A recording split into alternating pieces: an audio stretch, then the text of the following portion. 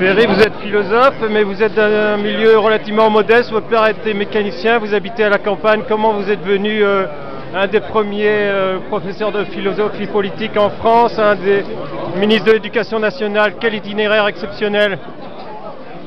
Non, mais mon père était, d'abord, je ne sais pas un itinéraire exceptionnel, mais mon père était vraiment génial. Il fabriquait des voitures de course magnifiques, et donc moi, j'ai eu la chance d'être dans un milieu qui certes n'était pas ni riche ni universitaire, puisque mon père avait arrêté ses études au certificat d'études, mais qui était vraiment très original. Et mon père avait fait la guerre d'Espagne avec Malraux, il avait armé les républicains espagnols, il était pilote de course, donc il avait malgré tout quelque chose de tout à fait à part à transmettre. Quand les parents ont quelque chose de singulier à transmettre, ça aide toujours. Ça leur doit beaucoup, évidemment. J'en dois tout, d'ailleurs.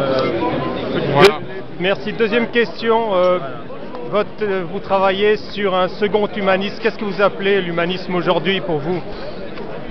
Oh, mais là on est au milieu du monde, c'est trop difficile. Mais non, en gros, c'est l'idée qu'il y a eu un humanisme des droits et de la raison qui est le premier humanisme, l'humanisme du XVIIIe siècle, de la Révolution française, mais que cet humanisme a été aussi, malgré toutes ses qualités extraordinaires, cet humanisme des Lumières a été aussi l'humanisme de la colonisation.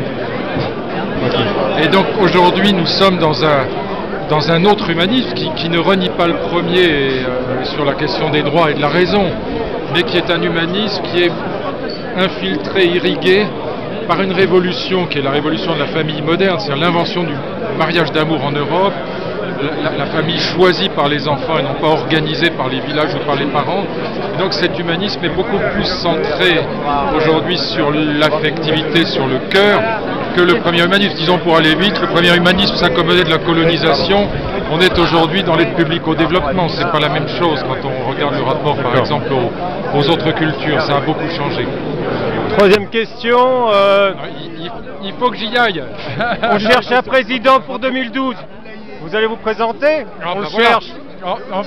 Votre dernier bouquin, c'est un programme. Oui, enfin un vrai scoop journalistique. Je vais me présenter à la présidence. Non.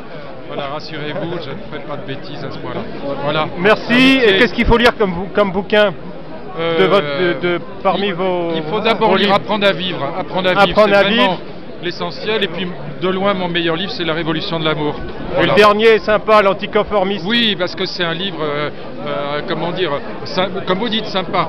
Mais les deux vrais livres, c'est Apprendre à vivre et La Révolution de l'amour. Voilà. Merci beaucoup. Merci à vous.